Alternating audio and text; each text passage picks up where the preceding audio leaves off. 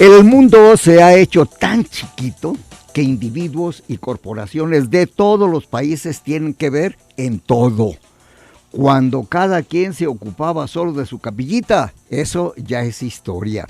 De ahí que el Consejo Coordinador de Cámaras Industriales de Jalisco haya ampliado su campo de acción dentro y fuera del Estado, dentro y fuera de la actividad puramente industrial, de manera que ahora la visión del empresariado, la visión de los industriales es punto menos que ilimitada. Por eso hoy Daniel Curiel, recién estrenado coordinador del Consejo de Cámaras Industriales, está con usted para platicar desde su ángulo, desde su perspectiva, qué está pasando en Jalisco, qué está pasando en México, qué está pasando en el mundo. Daniel, buenos días, gracias porque vienes. ¿Qué tal, Marcos? Buenos días, un apreciable saludo para ti y para toda tu audiencia, tan importante audiencia que tienen aquí. Señor, te acabas de inaugurar como coordinador de los industriales. ¿Qué vas a hacer? Mira, yo creo que, y lo platicamos hace un momento, los retos son muchísimos los que existen en el sector empresarial. Yo no quisiera nada más hablar del sector en particular industrial, aunque es lo que represento, pero yo creo que el sector empresarial en general, como organismos empresariales, tenemos una gran responsabilidad ante el país y ante el Estado de lo que debemos hacer. Yo creo que los organismos empresariales somos la parte organizada de la sociedad que tenemos la capacidad moral, la capacidad económica y el conocimiento para poder entablar relaciones con el gobierno para lograr hacer un mejor país en muchos sentidos. Hay muchos organismos de la sociedad organizada, pero realmente yo creo que los organismos empresariales son los que tenemos el peso. Pero cuando se tiene un peso y una fortaleza de este tipo, pues también existe una gran responsabilidad. Y yo creo que debemos de asumirla. Y esa gran responsabilidad parte en todo. Tenemos la responsabilidad de la generación de empleos, de la educación de la gente que trabaja con nosotros, de la capacitación, de la seguridad, de generar mejores condiciones económicas, de generar mejores condiciones de ciudad. Y yo creo que en todos nosotros debemos de influir. Y eso es lo que a final de cuentas hace un mejor país. Y entonces tenemos esa obligación.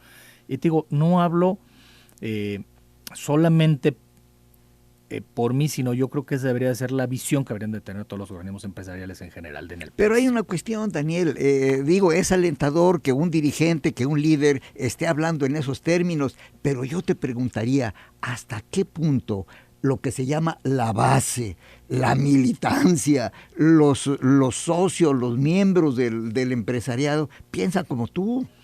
Yo creo que muchos sí piensan como yo. Normalmente en México no tenemos una gran costumbre a afiliarnos. Hay países donde normalmente los empresarios y las empresas pertenecen a muchas organizaciones y a muchos organismos. En México no hemos logrado hacer esa fortaleza. Estamos cambiando. Hay que recordar que en los 90 había obligatoriedad, y yo creo que esa obligatoriedad de pertenecer a un organismo empresarial hacía que las cámaras pues muchas veces se vieran como un tema de un organismo de gobierno, porque había una obligación de pagar una cuota.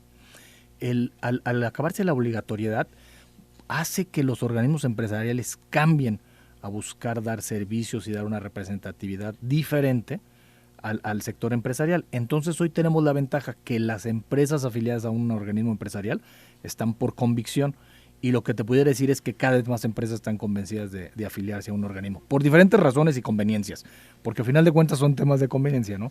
Pero cada vez más vamos hacia allá. Sí. Entonces, entiendo que muchas personas ven como empresarios una carga en lugar de una ayuda en sus organismos representativos. Yo creo que en un tiempo así se vio, Marco, y no lo podemos hacer a un lado eso, porque si no sabemos de dónde venimos, difícilmente sabemos dónde estamos. Pero hoy los organismos están cambiando. Hacer temas de servicio, a hacer una representatividad, te digo, yo creo que diferente, ya no obligada. Entonces tenemos que convencer. Hoy nosotros tenemos que convencer a nuestros afiliados de por qué deben de estar afiliados a un organismo. ¿Con qué y cómo? Con servicios, con representación ante los intereses de los organismos empresariales y de las mismas empresas. Tú sabes que tenemos que buscar que no haya corrupción, tenemos que buscar que haya transparencia en las operaciones y en las compras de gobierno, tenemos que buscar que los servicios sean eficientes, tenemos que seguir buscando la simplificación administrativa, que no la hay. Todas esas cosas son las que los organismos empresariales tenemos la obligación. Y entre más fuerte sea un organismo, más afiliados tenga, más representatividad le da, y esa representatividad es lo que te da el peso para poder gestionar. Pero a ver, Daniel Curiel, la caridad comienza en casa.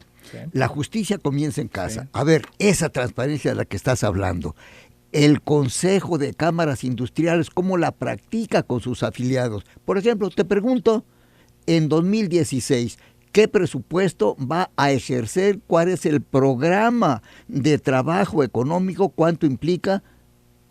Mira, me estás dando una gran oportunidad porque precisamente acabamos de tener una reunión con el ITEI, con Cintia Cantero del ITEI, y precisamente vamos a firmar un convenio de los organismos empresariales para poder transparentar nuestras operaciones y nuestras cuentas.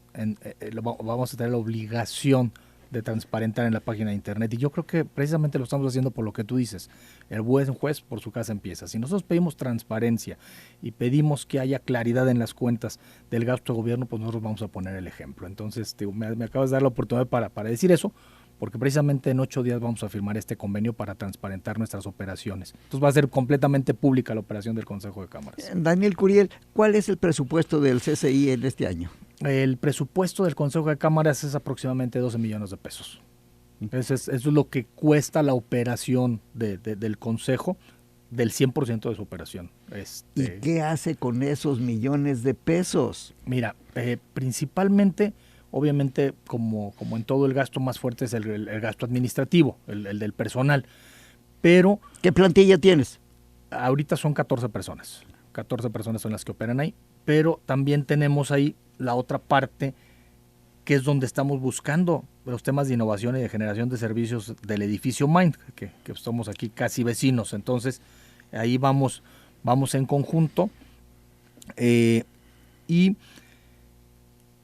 qué vamos a hacer? Por ejemplo, ¿en qué se va gran parte de ese presupuesto? Digo, además de los servicios de la operación, mira, por ejemplo, tú sabes que a mediados del año siempre tenemos el tema de la medalla del mérito industrial, que es el reconocimiento de un industrial que tenga muy destacado, sobre todo no solamente como empresario, sino también que tenga un gran desarrollo social y que aporte a la sociedad. Es un evento que cuesta algo de dinero, y ese gasto está ahí. Estamos planeando también tener, vamos a hacer la segunda convención de industriales. Tuvimos la primera el año pasado con Juan Alonso Niño, que lo tuvimos en Puerto Vallarta, y vamos a hacer la segunda este año con un tema de integración. Creo que es importante que además de los presidentes, somos 25 organismos en el Consejo de Cámaras, además de los 25 organismos y de los 25 presidentes, que haya otros empresarios y otros industriales que puedan relacionarse con los demás miembros de otras cámaras y que nos fortalezcamos como tal. El tema de la unidad para mí es muy importante. Entonces vamos a tener ese evento, y todavía no estamos seguros de la fecha, pero estamos buscando también tener una semana como de innovación, de una InnovaPyme, donde podamos acercar sobre todo a pequeños y medianos empresarios de la región, ya no solamente para Jalisco, todos los servicios, facilidades, créditos, posiblemente algunas exposiciones de diferentes cámaras, poderlas aglutinar en un solo evento, y que los empresarios vengan a Expo Guadalajara y en 4 o 5 días puedan tener acceso a infinidad de servicios y de información que normalmente no se tiene toda aglutinada. Entonces, en ese es el presupuesto, y esos eventos pues todos se llevan algunos millones de pesos en el ejercicio. Daniel Curiel, en este momento la competencia es feroz. Sí. Ya no es sobre cómo subsistir, sino cómo avanzar. No nomás quedarse a ver que no me golpeen, no, sino cómo voy a hacer para avanzar. Señor, ¿cuál es el ánimo, cuál es la actitud de los empresarios y concretamente de los industriales frente a la competencia nacional y extranjera? A ver, yo creo que es muy importante que pensamos entender que la competencia ya no es interna. Hoy, cualquier producto que tengamos en esta mesa o que podamos ahorita salir a comprar, lo podemos comprar aquí, en China, en Singapur, en España, en cualquier parte, exactamente el mismo producto. Entonces la competencia está afuera. Eso obliga a que la industria tenga que buscar innovaciones. Es importante que los industriales busquen innovación, y no solamente en el producto, porque innovar también es hacer mejores las cosas, es hacer lo mismo de una manera diferente. También eso es una innovación. Entonces estamos obligados, el sector industrial, a buscar innovaciones en nuestros procesos, en nuestros servicios y en nuestros productos finales. Si no lo vemos de esa manera, difícilmente vamos a poder competir con el mundo, porque insisto, la competencia ya no solamente es interna, la verdad es que la competencia es global. Sí, Daniel, nomás que hay un detalle. Un pyme, ¿cómo va a prepararse para competir con los chinos, con los europeos, con los norteamericanos? ¿Cuál es su potencialidad para poder incursionar en el mercado exterior? Respóndeme después de una pausa. Vamos haciendo una invitación con todo gusto. Recuerde que hay una línea WhatsApp a este programa, directa, 33 18 80 76 41, 31 22 42 00, 31 22 42 66, @Zona 3 Noticias, @Arana Cervantes. Está usted escuchando a Daniel Curiel. Él es el coordinador, él es la cabeza, es el titular del Consejo Coordinador de Cámaras Industriales en Jalisco. Pausa. Daniel Curiel es el coordinador de los industriales en Jalisco, de las cámaras industriales en Jalisco. Pero, Daniel, dijimos, ¿cómo participan los jaliscienses en el mercado globalizado del que estás hablando? Mira, Marcos, yo creo que hay un gran reto para la pequeña y mediana empresa, sobre todo. La micro normalmente es la empresa que va iniciando y que se está adaptando y bueno, es la naciente, a veces es autoempleo. Pero la pequeña y mediana empresa lo que necesita hacer, sin duda, es empezarle a apostar a temas de calidad, a temas de seguridad, invertir en sus plantas para poderse colgar de las cadenas productivas de exportación. Sin duda, Jalisco tiene un gran reto, pero también tiene una gran oportunidad en dos sentidos. Mira, la industria electrónica y de altas tecnologías es una gran exportadora de Jalisco. Desgraciadamente, mucho de lo que se exporta se importa. Ahí hay una gran oportunidad, porque el mercado interno podemos voltear a ser proveedores de esa industria. Y hay una segunda cadena que está tomando mucha importancia aquí en Jalisco, también de alta tecnología, la automotriz. ¿Qué debemos de hacer? La pequeña y mediana empresa se puede incrustar a estas industrias mediante el desarrollo como proveedores a estas empresas. Sin embargo, no podemos pensar que ni la electrónica ni la automotriz puedan exportar productos que no sean de altísima calidad. Entonces, ¿qué tenemos que hacer las empresas pequeñas y medianas? Apostarle a procesos de calidad, hacer mejores nuestros procesos. ¿Cómo? Para garantizar que el producto pueda competir. Porque los componentes, tanto de un equipo electrónico como de un automóvil, tienen miles de componentes. Entonces, podemos entrar nosotros a participar como pequeñas y medianas empresas en eso. El otro gran sector exportador es el sector de alimentos. El Tratado de Libre Comercio había generado hasta el 2014, los primeros 20 años había generado una balanza comercial alimentaria deficitaria. 2015 ya se logró ser superavitario en la exportación de alimentos.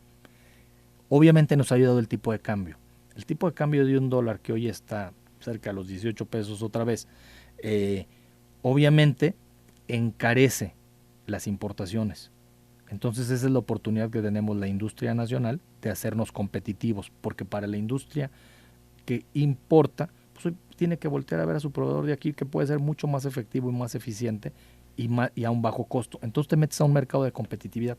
Entonces tenemos que aprender a jugar con esas variables, Marco. Sí, Daniel, pero insisto mucho en cómo aprender a ser mejor. ¿Qué herramientas se está utilizando para hacer productos de mejor calidad? Para eso estamos los organismos empresariales. Ahí sí es donde los organismos empresariales tenemos que entrar a capacitar, a generar, a dar cursos, a dar cursos de buenas prácticas. Mira, acabamos de firmar en febrero con la Secretaría del Trabajo local de Jalisco un convenio, porque yo no te diste cuenta, pero en 2013 cambió la ley para la ley del trabajo y se hizo muy estricta.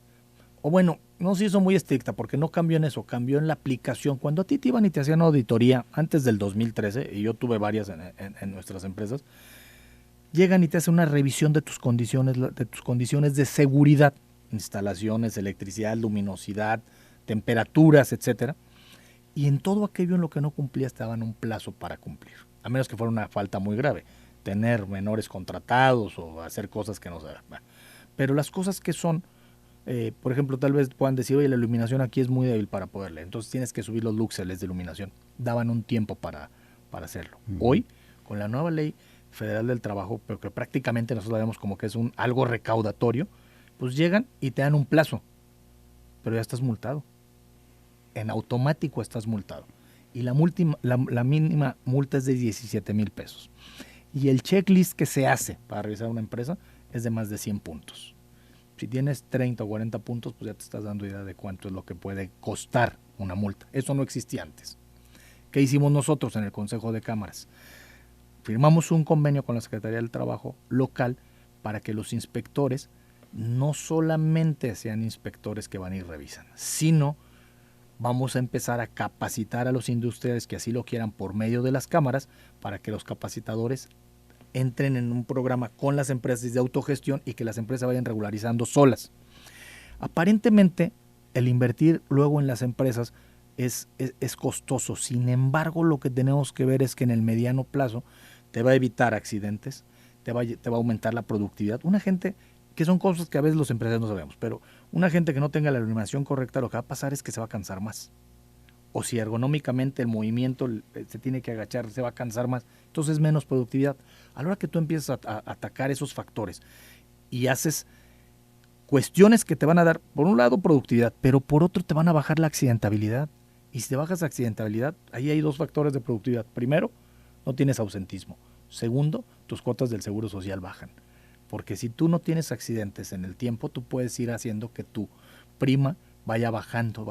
Entonces vas a pagar menos en el seguro social. Entonces tenemos que convencer a los empresarios de que inviertan en ese tipo de cuestiones por bien de su empresa. Y eso es lo que te va a sacar adelante, Marcos. Dijiste hace un momento un término que es importantísimo, recaudatorio. Sí. Pregunto, ¿hay política de Estado fiscal que no sea recaudatoria meramente, sino alentadora de la productividad, facilitadora del funcionamiento de la empresa? Bueno, antes, en el caso específico de la ley del trabajo, antes era una ley que iba e inspeccionaba, pero no era recaudatoria. No, hoy lo vemos como que sí es recaudatorio porque no te dan oportunidad de nada. Tienes que cambiar, pero ya estás multado de entrada. Entonces eso es, la verdad, mira, tuvimos casos ahí de empresarios o de industriales donde les fincaron multas de 1,200,000, 1,500,000 de pesos. Para una micro o una pequeña la matas. No hay manera de que paguen eso. Entonces tenemos que revertir eso. Si no, pues no estamos incentivando. Ahora bien, en este caso, ¿la industria jalisciense está preparada en su conjunto para jugar en las grandes ligas del comercio exterior? Yo creo que hay empresas muy preparadas para competir. Sin duda, hay grandes empresas en Jalisco que son las que están compitiendo. Hay sectores muy importantes. Ya mencionamos el electrónico, ya mencionamos el automotriz. Está el alimentario, que está jugando un papel muy importante y en dos sentidos. En productos del campo muy naturales, como las berries y algunos otros productos que están exportando, pero también ya industrializados con mayor valor agregado. Exportamos huevo seco para panificación a Europa, por ejemplo, pero igual aceites e igual otros alimentos con mucho más valor agregado, producidos en Jalisco, que se van a diferentes partes del mundo, ya no solo a Estados Unidos, empezamos ya a incursionar a Europa. Y otra industria que te puedo mencionar, pues el tequila, es el mismo caso. Claro que fuera de México, el mercado más importante es el de Estados Unidos, pero también en Europa y en Asia se ha empezado a ganar un lugar. Entonces, estas empresas o estas grandes empresas son las que pueden jalar a las micro y pequeñas, porque pues, muchos de estos productos son 100% mexicanos. El empaque, la etiqueta es mexicana, muchas de las cosas que usas para la producción, los detergentes, las botas, la ropa, etc., indirectamente estás exportando. Entonces, tenemos que subir a estas empresas, a las pequeñas y medianas con estas grandes empresas. La baja del peso frente al dólar, la casi nula importancia económica en este momento del comercio exterior del petróleo, ¿en qué repercuten en la actividad industrial? Mira, el dólar, yo te digo, creo que hay dos, bueno, partiría yo de decir, el tema del dólar sí es una devaluación en México, pero también habría que ver que es un fortalecimiento sobre todo del dólar, porque el dólar se fortaleció contra todas las monedas. Si nosotros vemos el peso contra el euro, no está tan desfasado. O sea, no sé, digo, el dólar subió 5 pesos y el euro a lo mejor trae unos 50. Si hubiera subido 5 pesos, traeríamos euros de como libras esterlinas y libras de a 30 o 30 y tantos pesos. Entonces yo creo que se fortaleció mucho el dólar. Ese es el primer punto. Y tenemos que verlo como una oportunidad para nosotros aquí buscar ser competitivos. El tema del petróleo, el petróleo ya eran pocas lo que representaba como exportación, porque México empezó a exportar mucho más productos. Hoy el petróleo no significa más allá del 9% de las exportaciones. Es decir, cada vez ha sido menos el efecto que tiene sobre la balanza. Obviamente sí nos pegó, obviamente sí es un tema que el gobierno se estaba financiando con esta exportación. Ahora, creo que ahorita anda cerca de los $30 el barril.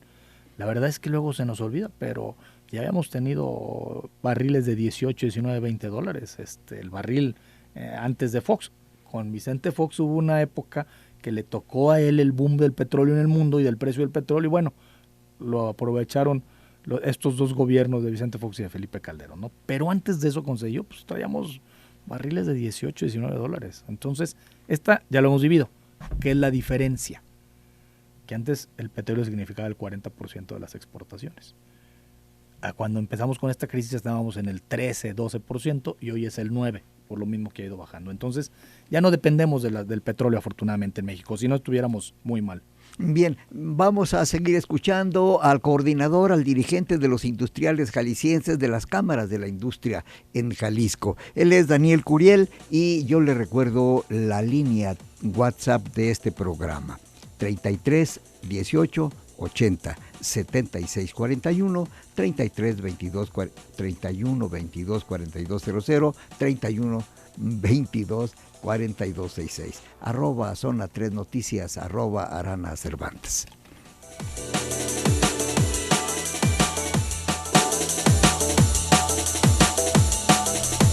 El sector empresarial de Jalisco está en este momento atravesando, de acuerdo con algunos datos del INEGI, por una situación relativamente buena. Pero yo pregunto, señor, empleo, los empresarios de Jalisco, ¿cómo están enfrentando el problema, la demanda de empleo? Mira, Marcos, yo te diría que Jalisco, yo creo que ha sido un estado afortunado desde hace mucho tiempo. Y te voy a decir, la primera gran crisis que tuvimos en el 95, que fue cuando hubo una pérdida masiva de empleos, yo creo que en Jalisco sí la hubo, en los primeros meses después de aquel error de diciembre, pero a mediados del año ya estábamos recuperando. La verdad es que aquí nos ayudó mucho en ese tiempo el tema de la industria electrónica que venía y que empezó a jalar gente y empezó a todo, porque era lo mismo, era una gran oportunidad que ellos se vinieran para acá por la gran devaluación, que en aquel tiempo fue como del 60% del dólar. Yo creo que eso ha ayudado siempre. Y además hago un paréntesis aquí para decirte que hay que hacer un reconocimiento que esta industria ha hecho, que para las demás empresas o para los demás sectores industriales, el hablar de temas de calidad sea mucho más fácil. Cuando tú contratas a alguien que ha trabajado en la industria electrónica, que son muy estrictos en temas de capacitación, es mucho más fácil para las otras empresas que entiendan temas de calidad, aunque sea de otro sector. Y esa es una gran aportación que ha hecho este sector. Esto yo creo que se está derivando nuevamente. Tenemos una gran oportunidad con estas industrias de alta tecnología que están invirtiendo en México y se está generando esta parte del empleo. La verdad es que hay sectores que generan más empleos. La construcción genera muchísimos empleos. El activar a la industria de la construcción hace que se activen muchos sectores, pero la construcción genera alrededor de 100,000 empleos. La industria de restaurantes, que es algo que en Jalisco y que en Guadalajara en lo particular ha venido pues repuntando muy fuerte. Yo veo cada vez más restaurantes y la verdad es que a todos les va, o la mayoría les va bien, a quien tiene el oficio le va bien. Y también en el sector restaurantero genera bastante buen número de empleos. Nosotros tenemos un cálculo que va a andar generando en el estado cerca de 60,000 empleos directos el sector restaurantero. Entonces empiezas a generar con todo esto, Marcos, un círculo virtuoso. Tú tienes más gente trabajando, que generas más derrama económica, generas más gasto y generas más empleos, porque se demandan más servicios. y creo que Jalisco ha venido en esta ola de ir generando cada vez más empleos. El año pasado casi 80,000 empleos, 79,150 si no me equivoco empleos, nos quedamos a 850 de 80,000. Este año la expectativa es que más o menos vamos a andar por ahí, por los 80,000 empleos. Y hay algo muy interesante, Marcos. Lo primero es, lo que se debe mantener es mantener los empleos que se tienen, debe ser la primera parte. La segunda parte, bueno, es generar nuevos empleos. Creo que en Jalisco eso está pasando, se están generando nuevos empleos, somos los que más empleos estamos generando en el país. Después de esto, si la tendencia sigue así, lo siguiente es que se empiecen a generar mejores empleos. Porque hay una cuestión, mira, tú viste que en redes sociales se viralizó una declaración del secretario de Gobernación en el sentido de que la canasta básica para una familia podría adquirirse por una inversión semanal o un gasto semanal de 300 y tantos pesos. No, hombre, le llovieron al señor Osorio Chong, pero diluvio de insultos y diluvio de críticas. Señor, no solamente tener empleo, sino tener un empleo remunerador. ¿Qué están haciendo ustedes para pagarle lo justo al trabajador? Mira, yo creo que es importante, yo creo que ese es un mensaje para los jóvenes. Es importante que se estudien carreras de ingenierías. Yo creo que debemos de empezar a cambiar ese tema de las carreras administrativas. Claro que son necesarias, pero no hay mercado para tantos muchachos que tienen carreras administrativas, ni leyes, ni nada de esto. Sin embargo, para el tema de las ingenierías sí hay, y te lo mencionaba, todas estas industrias, cualquiera de las que te mencioné, alimenticia, electrónica, automotriz, van a necesitar más ingenieros. Las líneas de producción cada vez son más sofisticadas y se ocupa gente técnica que sea la que esté trabajando ahí. Yo creo que debemos de buscar que los jóvenes apuesten a las ingenierías y a las carreras técnicas. También tú ves la gente que termina en los CEBETIS y en todas estas escuelas técnicas y no son desempleados. Hay gente desempleada de las carreras administrativas, pero normalmente las ingenierías no. Entonces yo creo que es importante que dejemos ese mensaje. El mundo está cambiando hacia allá y Jalisco es un sector o es un estado sumamente industrial. Y en la industria lo que necesitan son esas dos carreras, las técnicas y las industriales. Daniel Curiel, dirigente empresarial, te preguntan, ¿cómo está enfrentando o aprovechando la situación de la apertura energética el sector industrial jalisciense? Yo creo que ahí, y debo ser sincero, andamos un poco alejados del tema del sector energético, debemos involucrarnos más, porque vienen oportunidades. El sector energético se va a abrir. En días pasados estuvo aquí el director de CFE, y nos platicaba de todo lo que hay. Digo, va a ser muy interesante porque algo de lo que nos hace falta en Jalisco es gas natural. Comisión Federal de Electricidad trae proyectos para invertir en gas natural y acercar gas natural. Nomás que se los aumentaron hace un mes en 20 y tantos %, Daniel. Sí, sin embargo, va a seguir siendo más económico el gas natural que el gas LP. Y tenemos muy poco acceso a las industrias de Jalisco al gas natural. Tenemos que buscar tener mayor acceso porque eso también es competitividad. Por un lado, ahí nada más estamos hablando del tema de productividad o del económico.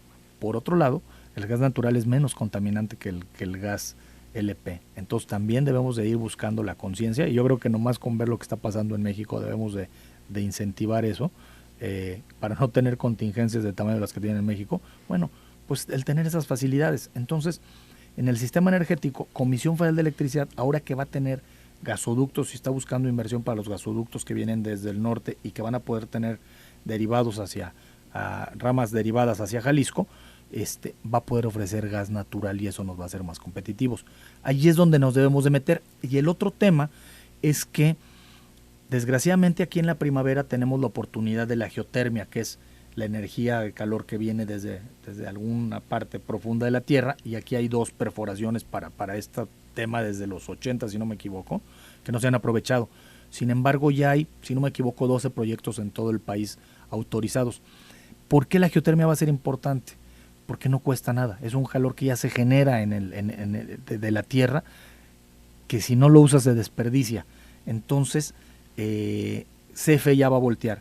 Ahí es donde empiezan las oportunidades para los inversionistas de Jalisco a que puedan invertir en estas nuevas tecnologías para el sistema energético, que sin duda se va a abrir, se va a meter a competir. Déjame nomás decirte esto, el director de CFE, yo lo vi completamente comprometido y sensible al tema de decir, señores, ustedes son nuestros clientes, a ustedes nos debemos y por ustedes debemos de trabajar. Nunca había oído ni siquiera en discurso de un director de alguien de energía que estén con esta sensibilidad, y es por dos razones, es gente nueva y es gente joven con otra visión, pero también están sintiendo la competencia que ya es real. Sí. Una pregunta, señor, ¿el industrial de Jalisco tiene capital para invertir? ¿Tiene ganas de invertir o sigue con alguna cultura de ahorrar, meter abajo del colchón su dinerito y meterlo en bienes raíces? Yo creo que hay las dos culturas, pero cada vez se invierte más. Y digo, nomás hay que ver nuevos sectores y nuevas industrias que están por ahí resurgiendo y empresarios nuevos que están resurgiendo, que ya hasta compran equipos de fútbol. Pues eso es invertir. Yo creo que eso es invertir. Entonces esa generación nueva de esos empresarios nuevos, mucho más arrojados y mucho más atrevidos, sí están empezando a ver aquí en Jalisco. Se está acabando un poco esa parte conservadora que había de las empresas pobres y empresarios ricos. Bien. Daniel Curiel, opínanos sobre la administración pública de Jalisco, sobre el momento político que está viviendo el estado de Jalisco, sobre la participación de los empresarios en la cosa pública.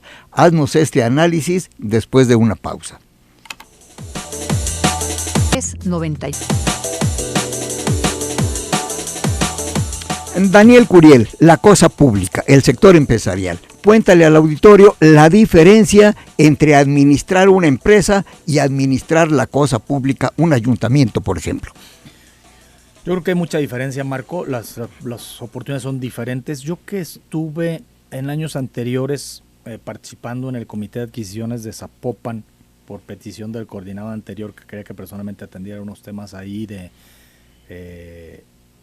ese comité y que empiezas a conocer mucho más la operación de un ayuntamiento, tú puedes decir que es muy complicado.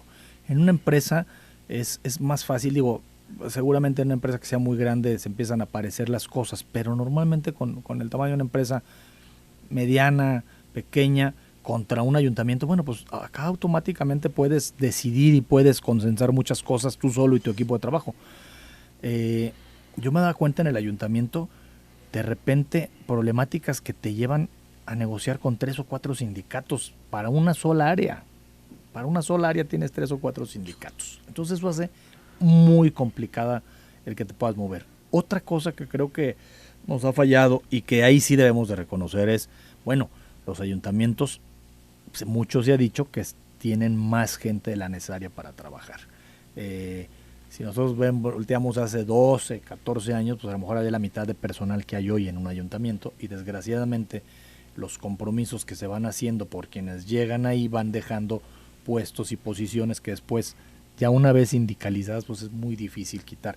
Eso no lo tenemos en el sector empresarial. Yo creo que con el sector empresarial, fíjate que platicando con líderes sindicales, y eso también hay que reconocerlo, ellos decían, lo que pasa es que los líderes que atienden temas de gobierno se dan cuenta que una empresa cierra.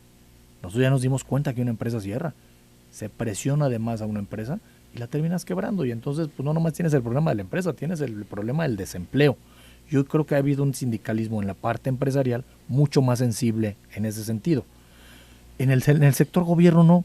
Yo creo que, y ejemplos tenemos muchísimos, no solo en Jalisco, sino a nivel nacional. Nomás hay que voltear a ver los sindicatos más importantes de las paraestatales y de los maestros y de todas estas cosas, y nos damos cuenta que no tienen ninguna sensibilidad a esto.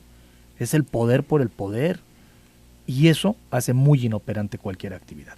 Los ayuntamientos tienen algo de esto, entonces eso hace una diferencia. Y la otra es el gasto que tienen como un fijo ya, su gasto de su presupuesto, mucho se va a nóminas, y pues esto hace también muy inoperante el poder hacer obra nueva y todo este tipo de cosas. Entonces yo creo que sí es diferente la problemática de un ayuntamiento, además del tamaño.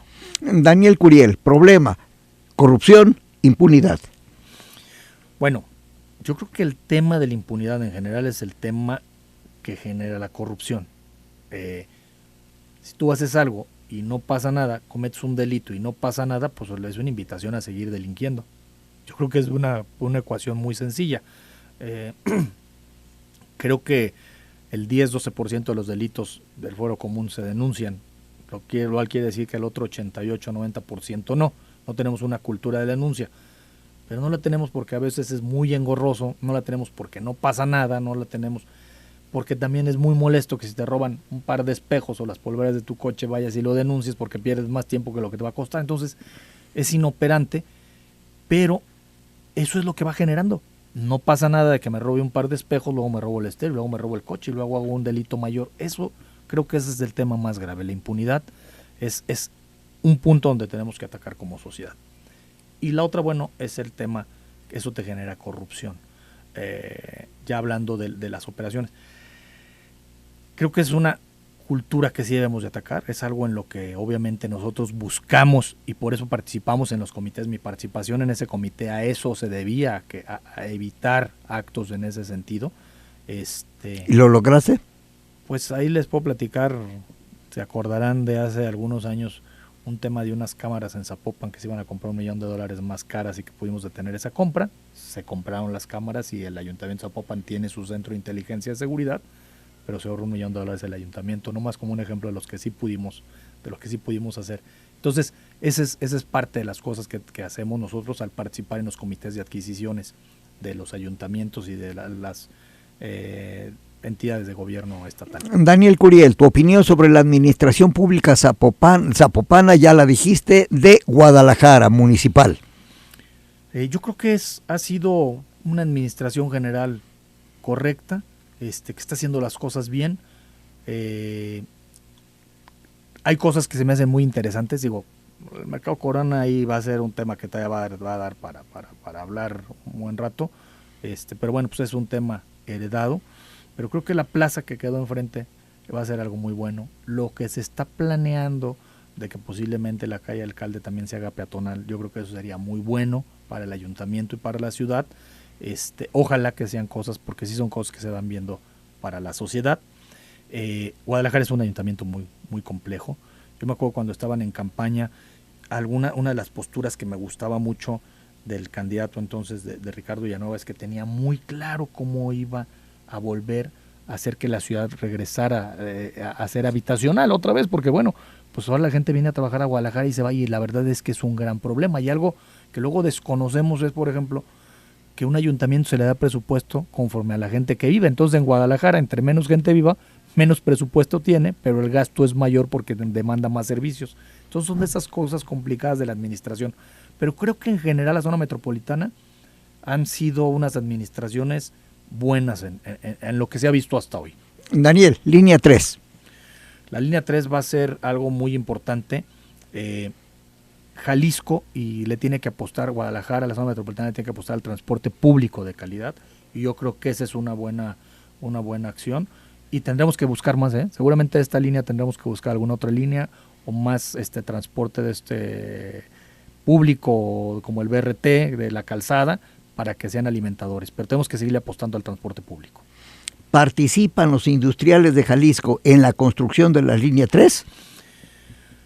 Sí se participa poco, la mayoría del presupuesto está ejercido, es una partida federal para empezar, y la otra es que bueno, el concurso fue nacional y gran parte de la construcción del tren ligero se está yendo a empresas nacionales, no de Jalisco. Que esa es una pena, yo creo que es una pena, deberíamos de tener mayor participación del estado de Jalisco para generar círculos virtuosos. Si tú generas inversión y riqueza en el estado, pues después la puedes transmitir a los demás estados. Daniel, el problema del agua en la zona metropolitana de Guadalajara y el funcionamiento o no de la proyectada o en construcción presa del Zapotillo. Si no se hace la presa del Zapotillo, Marcos, no vamos a tener solución para el agua de Jalisco y de la zona metropolitana. Esa es una realidad. No es de si se deba o no se deba hacer. Es que hay que hacerla, si no, no vamos a tener problema. No va a alcanzar Chapala, nos vamos a acabar Chapala, nos vamos a acabar las cuencas. Y este es un proyecto que tiene atrasado más de 20 años. Entonces, nos vamos a quedar sin agua, No es asustar con el petate del muerto, como si esa es una realidad. Se debe de hacer la presa del Zapotillo. ¿Es correcto que se traslade de la cuenca del río Verde agua a la cuenca del río Lerma a través de un acueducto que va hasta León, Guanajuato? El tema ahí, yo creo que sí debemos de buscar eso. Debemos de buscar cómo tener mayor cantidad de agua, no solo para la zona metropolitana, el tema con Guanajuato pues también tiene que ver con los altos, y no podemos estar trayendo industria y traer inversiones a Jalisco si no tenemos agua. Y luego a veces pensamos, oye, pues es que una automotriz no necesita agua. Pues no, porque la planta es completamente seca, pero la gente sí necesita servicios y los servicios necesitan agua y se lavan y etcétera. Entonces no podemos traer inversiones sin agua. El tema del agua es fundamental para Jalisco.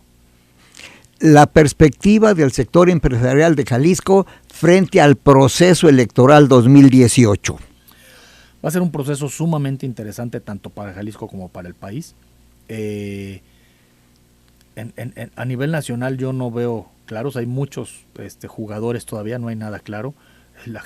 Hay gente que me ha dicho, oye, pues es que estamos preocupados porque López Obrador tiene 40%, pues es que es el único candidato, debería tener 100. Conforme vayan saliendo los otros candidatos, se van a ir poniendo las posiciones como deben de ser. Y en Jalisco, bueno, pues para Jalisco va a ser sumamente interesante el tema de las elecciones para Jalisco, para gobernador y para las presidencias municipales. Hay actores nuevos, hay partidos que han ganado fuerza, y el tema de los independientes también irá tomando fuerza. Dinos 3 características que a tu juicio debe tener el próximo gobernador de Jalisco. Tiene que ser estadista, debe tener una visión de Estado-país sin duda. Debe ser un hombre con un gran liderazgo. Yo creo que hoy en el gobernador que tenemos un gobernador con liderazgo que ha ido a ganarse su lugar fuera del país, y por eso se han logrado inversiones interesantes. Necesitamos seguir con eso porque los resultados ahí están, estamos en esa misma línea. Y obviamente tenemos que ver gente que sea muy honesta, que quiera realmente a su estado y a su país. En el mismo tema, pero en el presidente de la República, ¿qué cualidades, qué características debe tener? Mira, tiene que ser un presidente con una visión innovadora, progresista, sin duda. Igual tiene que ser un gran estadista que entienda el tema del país como una posición global. Y yo creo que el tema de la honestidad es sumamente importante. Tenemos que seguir pugnando por acabar con la corrupción. ¿Ves el nombre de un empresario en las boletas presidenciales como candidato independiente? No creo, la verdad es que no creo. Yo creo que México todavía es un país de instituciones, y creo que la gente todavía confía más en las instituciones. Los independientes han ido ganando su lugar, pero bueno, lo que está pasando en Nuevo León con el Independiente de Nuevo León creo que no está siendo tan positivo, y eso va a ser, creo que, un descalabro para algunos. Mira, no quiero soslayar un comentario que te hace una ingeniera, porque es representativo de muchas cosas. Dice, declaró que hay que darle oportunidad a los jóvenes y que deben ser ingenieros y todo. Dice, sí, pero no hay oportunidades, no hay apertura para estos ingenieros.